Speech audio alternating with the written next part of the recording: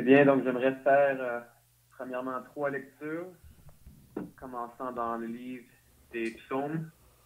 Le livre des psaumes, chapitre 49. Psaume 49 et verset 7. On lit dans Psaume 49, verset 7. Ils ont confiance en leurs biens et se glorifient de leur grande richesse. Ils ne peuvent se racheter l'un l'autre, ni donner à Dieu le prix du rachat. Le rachat de leur âme est cher et n'aura jamais lieu.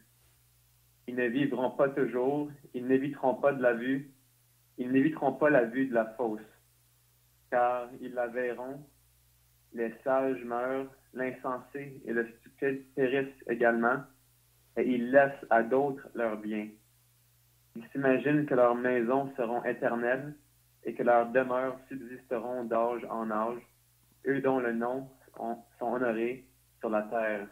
Mais l'homme qui est en honneur n'a point de durée, il est semblable aux bêtes que l'on égorge. Deuxième lecture dans l'Évangile selon Marc, au chapitre 8.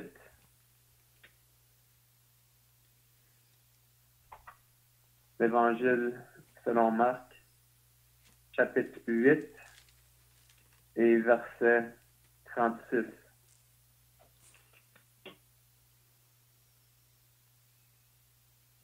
On lit les paroles du Seigneur qui dit « Et que sert-il à un homme de gagner tout le monde s'il perd son âme? Que donnerait un homme en échange de son âme? » Je vais le relire une dernière fois. « Et que sert-il à un homme de gagner tout le monde s'il perd son âme? Que donnerait un homme en échange de son âme? » Et finalement, une dernière lecture. Prochain livre dans l'Évangile selon Luc, au chapitre 12 et verset 15. L'Évangile selon Luc, au chapitre 12 et verset 15. On lit encore les paroles du Seigneur Jésus. Puis il leur dit, « Gardez-vous avec soin de toute avarice, car la vie d'un homme ne dépend pas de ses biens, fut-il dans l'abondance. » Et il leur dit cette parabole. Les terres d'un homme riche avaient tout rapporté. Et il raisonnait en lui-même, disant, « Que ferai-je? Car je n'ai pas de place pour serrer ma récolte. Voici, dit-il, ce que je ferai. J'abattrai mes greniers, j'en bâtirai de plus grands, j'y amasserai toute ma récolte et tous mes biens, et je dirai à mon âme, tu as beaucoup de biens en réserve pour plusieurs années. Repose-toi, mange, bois et réjouis-toi. » Mais Dieu lui dit, « Insensé, cette nuit même, ton âme te sera redemandée. Et ce que tu as préparé, pour qui cela sera-t-il? Il est ainsi de celui qui amasse des trésors pour lui-même et qui n'est pas riche pour Dieu. » Amen. Ça va suffire pour la lecture de la parole. Et puis j'aimerais particulièrement ce soir tirer votre attention à cette dernière lecture qu'on a faite dans l'Évangile selon Luc au chapitre 12 à propos d'un homme qui avait beaucoup de biens, beaucoup de possessions en lui-même. On vit dans un monde, je ne sais pas d'où vous êtes présentement, mais du moins dans le nord de l'Amérique et en Europe et ça dans beaucoup de pays, on peut voir que le monde a une abondance de richesses, une abondance de nourriture, une abondance de vêtements. Et puis, après les dernières années, une abondance de joie, si je peux dire ça, de divertissement. Il y a vraiment tout à plaire la chair dans ce monde. Et puis, ce soir, j'aimerais attirer votre attention vraiment, vous poser la question, qu'est-ce qui est le plus important pour vous aujourd'hui? Si vous pouvez y répondre à cette question dans votre cœur présentement, qu'est-ce qui est le plus important pour vous? On peut voir, d'après notre lecture, le Seigneur Jésus qui nous avertit de prendre garde, de prendre soin de toute avarice, de nous garder de toute avarice, ou en autre mot, de toute convoitise. Et encore une fois, je vous pose la question ce soir, est-ce qu'il y a quelque chose dans votre vie que vous convoitez? Quelque chose dans votre vie qui prend le dessus? Quelque chose qui vous consomme? Ça peut être une passion, ça peut être un désir. Beaucoup de personnes dans le monde aujourd'hui, leur convoitise, si je pourrais dire, quelque chose qui leur consomme, c'est être stable financièrement. D'autres, ça pourrait être la santé physique de plus en plus, surtout dans les dernières années. On voit que le monde sont, si je pourrais dire, alerte au fait qu'ils doivent être en santé, rester en bonne santé. On voit beaucoup plus de monde commencer à s'entraîner et à commencer à faire des diètes et à prendre soin de eux-mêmes. Et ces choses-là sont bien en elles-mêmes, mais est-ce que c'est vraiment ça qui est le plus important dans le monde? Est-ce que c'est vraiment ça qui est le plus important pour leur vie? Parce que quand on y pense vraiment, on lit dans les Écritures qu'il est réservé aux hommes de mourir d'une seule fois. Et puis, je pense que peu importe votre croyance que vous croyez ce soir, on peut tout admettre, parce qu'on le voit de nos propres yeux, on l'expérience, que le monde autour de nous meurt. Et l'être humain sait qu'un jour, lui-même, vous autres-mêmes, vous allez mourir. Et puis, tous vos biens, que ce soit des biens matérialistiques, de l'argent, que ce soit votre santé physique, c'est quoi le bienfait d'être en extrême santé ou d'avoir tous les biens du monde si, à la fin de la vie, toutes ces choses sont vraiment, ils comptent pas, si je peux dire, pour l'éternité. On l'a lu que le Seigneur pourrait dire à cet homme qui avait beaucoup de biens, et à qui ces choses, ou pour qui cela sera-t-il, tout ce qu'il avait préparé. On lit aussi dans les Écritures qu'on n'a rien apporté dans le monde, et il est évident que nous n'en emporterions rien non plus. Ça veut dire que la seule chose que vraiment, si je pourrais dire qu'on a emporté dans le monde, c'est notre âme. La seule chose qu'on va apporter avec nous après la mort, c'est notre âme.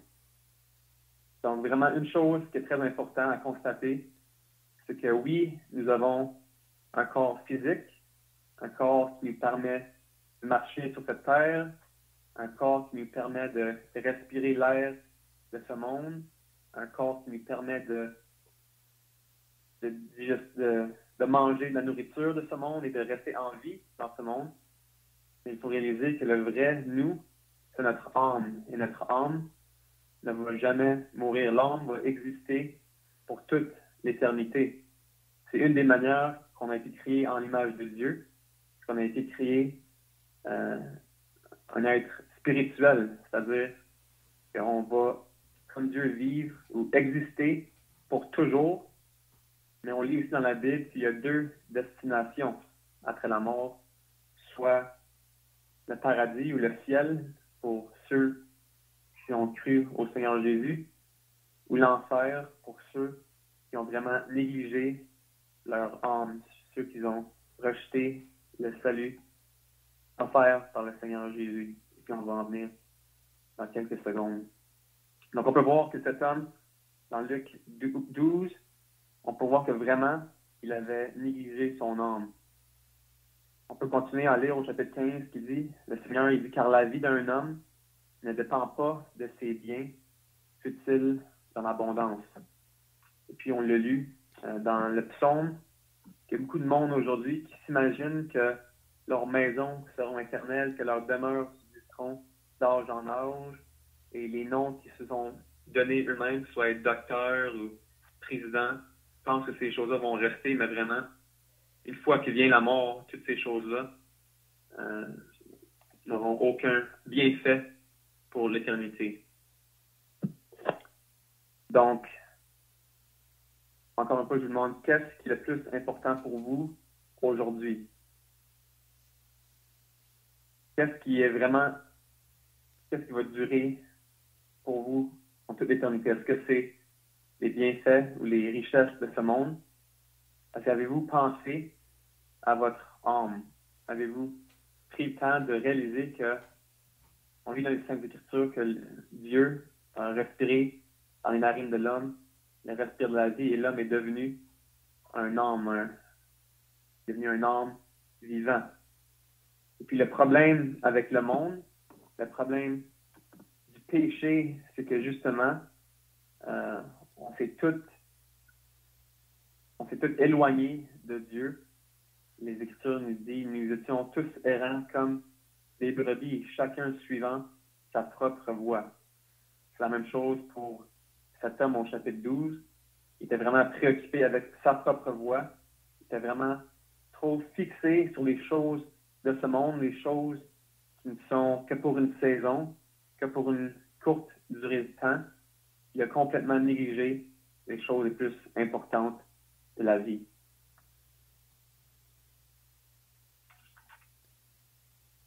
Donc, on continue, il dit, cet homme, au verset 11, et il leur dit cette parabole, le Seigneur, il dit, les terres d'un homme riche avaient beaucoup rapporté. Donc, je ne sais pas vous, ce soir, qui vous êtes ou ce que vous avez, mais peut-être que le Seigneur vous a donné bien des choses. Et cet homme, il dit, il raisonne en lui-même, qu'est-ce que je vais faire? Car je n'ai pas de place pour serrer ma récolte. Voici, dit-il, ce que je ferai. J'abattrai mes greniers, j'en bâtirai de plus grands, j'y amasserai toute ma récolte et tous mes biens. Donc cet homme-là, il pensait que pour résoudre son problème, c'était simplement de détruire ce grenier, ses réserves, et de bâtir de plus grandes fermes pour stocker tous ses biens. Ensuite, il dit, je dirai à mon âme, tu as beaucoup de biens en réserve pour plusieurs années.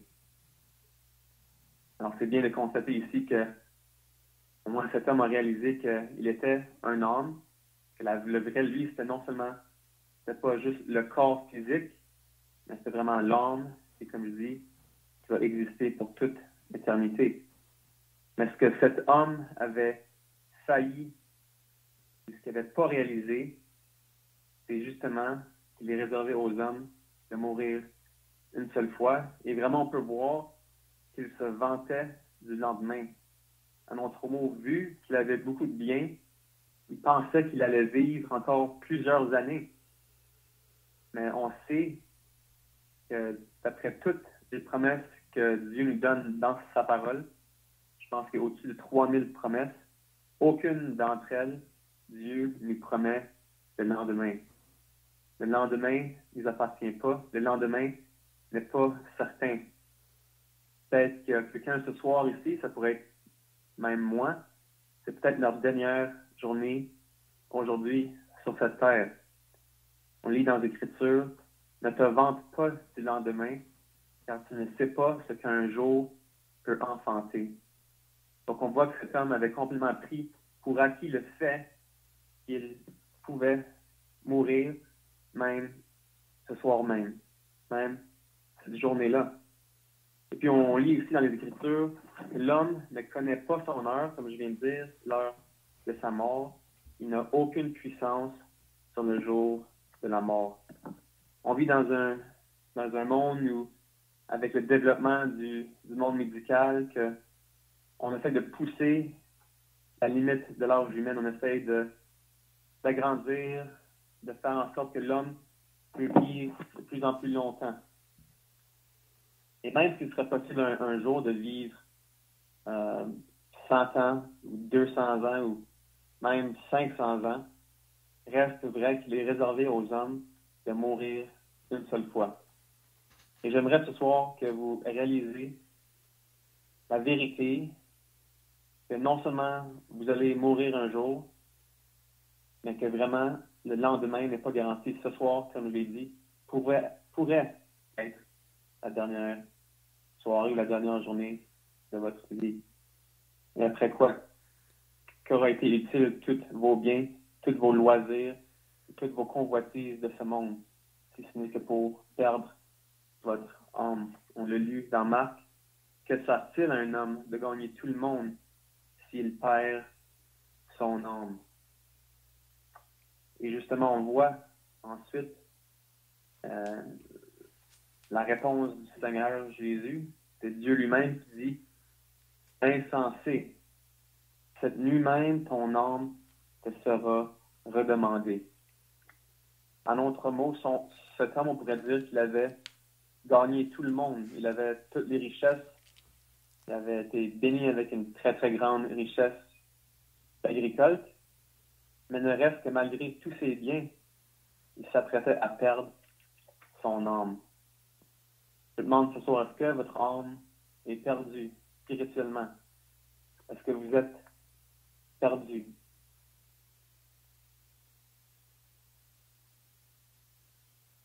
Dieu nous dit cet homme était insensé parce que justement, il n'était pas prêt. Il était prêt pour ce monde, il était prêt pour cette vie terrestre, il avait fait des préparations pour son corps physique. Il n'avait fait aucune préparation pour le futur, c'est-à-dire l'éternité. Il n'avait fait aucune provision pour son âme. En d'autres mots, il était prêt à vivre de longues années, mais il n'était pas prêt à mourir parce qu'il était perdu spirituellement. Et ce soir, je vous demande, est-ce que vous êtes prêt à mourir? C'est une question qui sonne. C'est l'air étrange, c'est pas quelque chose qu'on se fait demander souvent, mais il est important de réaliser qu'il faut être prêt un jour à rencontrer Dieu. Alors, avez-vous fait provision pour votre âme?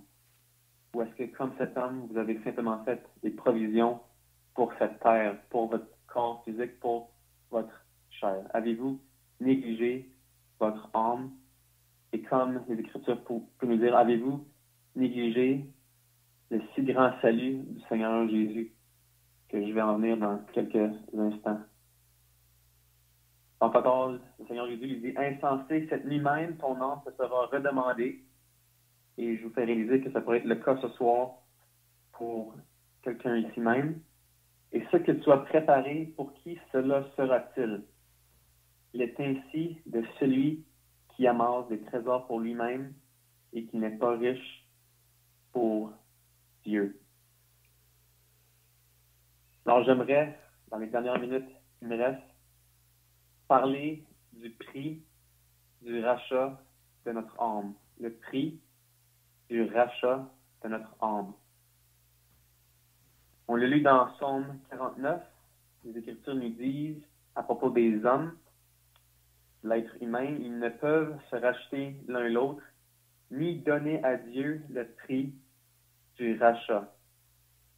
Le rachat de leur âme est cher et n'aura jamais lieu. En d'autres mots, il est impossible pour l'homme de racheter son âme. Il est impossible à l'homme lui-même, à vous, il est impossible pour vous ce soir de vous sauver, vous-même, en d'autres mots. Il n'y a rien que vous pouvez faire ce soir pour racheter votre âme. Il n'y a pas un montant d'argent qui peut vous sauver. Il n'y a pas un montant de prière qui peut vous sauver. Il n'y a pas un montant de lecture biblique qui peut vous sauver, ni d'aller à l'église, de faire des bonnes œuvres. Rien de ces choses peut mener au rachat de votre âme.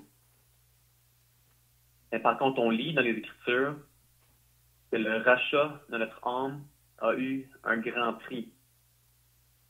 On lit dans les Écritures encore que ce n'est pas par des choses périssables, par de l'argent ou de l'or que vous êtes rachetés, mais par le sang précieux de Christ. On peut lire aussi dans 1 Jean, chapitre 1, verset 7, le sang de Jésus, son Fils, le Fils de Dieu, nous purifie de tout péché. En d'autres mots, le prix du rachat de notre âme a coûté la vie d'un homme. On lit dans les Écritures qu'il n'y a pas de plus grand amour que donner sa vie pour ses amis. Mais on voit ici non seulement que le Seigneur Jésus a donné sa vie, non pour des amis, mais vraiment pour des ennemis. C'est quand on est perdu dans nos péchés, on est vraiment ennemi de Dieu.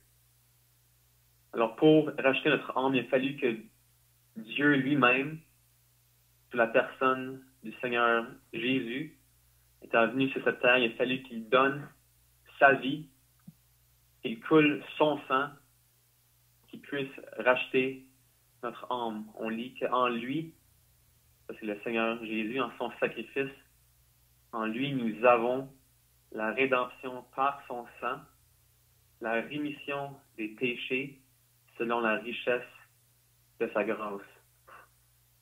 On lit aussi autre part dans les Écritures, mais il était blessé pour nos péchés.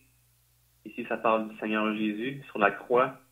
Il a été blessé pour nos péchés, brisé pour nos iniquités. Le châtiment qui nous donne la paix est tombé sur lui, et c'est par ses meurtrissures que nous sommes guéris. En d'autres mots, pour que nous soyons rachetés, il a fallu que quelqu'un d'autre prenne notre place. La mort, le jugement de Dieu que nous méritons, la personne du Seigneur Jésus l'a pris lui-même sur son corps. Il a subi non seulement les moqueries de l'homme, non seulement les blessures de l'homme, que ce soit les clous dans ses mains, les clous ou le clou dans ses pieds, la corne d'épine, couronne d'épine qui a été mise sur sa tête, des coups de fouet dans son dos. On lui a tiré les cheveux du visage, on lui a donné des gifs, des claques, on lui a percé le côté. Alors il a non seulement subi la moquerie et vraiment les blessures de l'homme, mais il a vraiment reçu sur lui-même aussi la colère et le jugement de Dieu pour nos péchés. Pas pour les siens, parce qu'on sait dans les Écritures que le Seigneur Jésus, étant Dieu, en lui, il n'avait aucun péché. Il n'avait jamais commis le péché. Il ne connaissait pas le péché. Donc, sur la croix, il n'a pas payé le prix pour ses péchés, mais bien pour nos péchés. C'est pour ça qu'on lit qu'il a été blessé pour nos péchés. Alors ça, c'était le prix du rachat de notre âme. Il n'y a rien que nous pouvions faire, vu que la personne du Seigneur Jésus a lui-même payé le prix ultime, c'est-à-dire sa propre vie. Non seulement ça, mais il a été enseveli pour 3 jours, selon les Écritures, et ressuscité ensuite des morts, selon les Écritures, selon ce qui était prophétisé dans l'Ancien Testament. Donc le prix du rachat de notre âme a coûté la vie du Seigneur Jésus. Maintenant, j'aimerais finir avec le prix du salut ou le prix de la vie éternelle. Donc, on sait que ça va coûter la vie du Seigneur Jésus, mais pour nous, comme êtres humains, comme pécheurs, qu'est-ce que ça nous coûte, nous, d'être sauvés?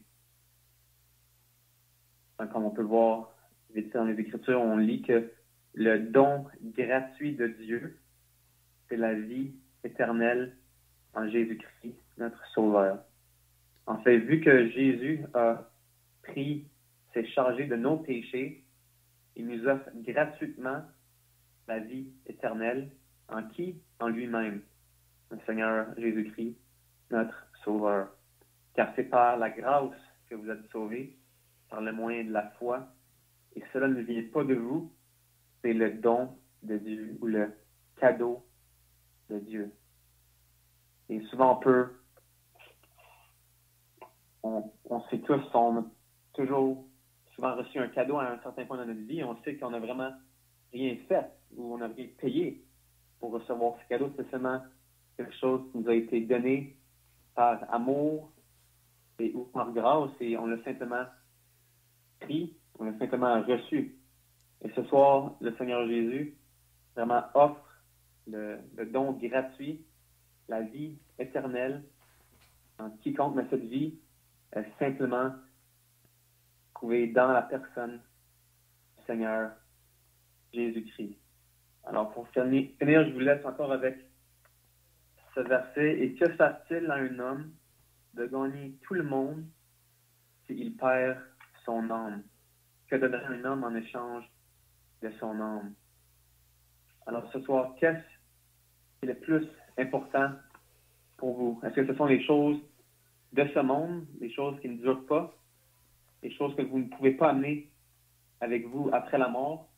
Ou est-ce que la chose la plus importante pour vous, c'est de trouver en Jésus-Christ la vie éternelle et le pardon de vos péchés? À travers lui, vous pouvez avoir la vie éternelle et savoir avec assurance que le jour où vous allez mourir, vous allez être au paradis, vous allez être dans le ciel avec lui-même pour toute l'éternité. Alors, je prie que ce soir, vous allez considérer votre âme, vous allez considérer le fait que vous allez exister pour toujours. Et j'espère que vous allez faire le bon choix de mettre votre confiance dans l'œuvre terminée du Seigneur Jésus. Terminons par la prière. Père Céleste, on s'arrête quelques moments encore pour venir devant toi dans la prière. Nous savons que nous vivons dans un monde qui est très occupé, avec beaucoup de distractions. Mais on prie que malgré tout cela, qu'un homme, que tous ceux ici présents prenons le temps de s'arrêter quelques instants pour considérer l'éternité, considérer leurs âmes, considérer leur mortalité, la vérité de la Bible qui est réservée aux hommes de mourir une seule fois, mais après quoi vient le jugement. On prie que tous les hommes de cette terre réaliseront que les choses de ce monde ne durent pas, que ce soit les biens, les richesses, l'argent, l'amour même, la famille, les emplois, les loisirs, toutes ces choses ne durent pas. Ils ne sont que pour une courte durée de temps. On prie que le monde considérons la seule chose dans ce monde qui dure à toujours, c'est-à-dire la vie éternelle, le salut gratuit qui est trouvé en la personne du Seigneur Jésus. On te remercie pour ton amour qui a été manifesté en lui et en son sacrifice, en mourant sur la croix du Calvaire pour nos péchés. Et puis, on prie ce soir encore s'il y a des âmes qui n'ont pas connu le salut de leurs âmes, qui mettront leur assurance, leur confiance en Christ avant qu'il soit trop tard. On te remercie pour cette période de grâce où l'Évangile a pu être proclamé encore une fois. Et on demande que tu bénisses ta parole à tous ceux présents ce soir. Au nom du Seigneur Jésus. Amen. Amen.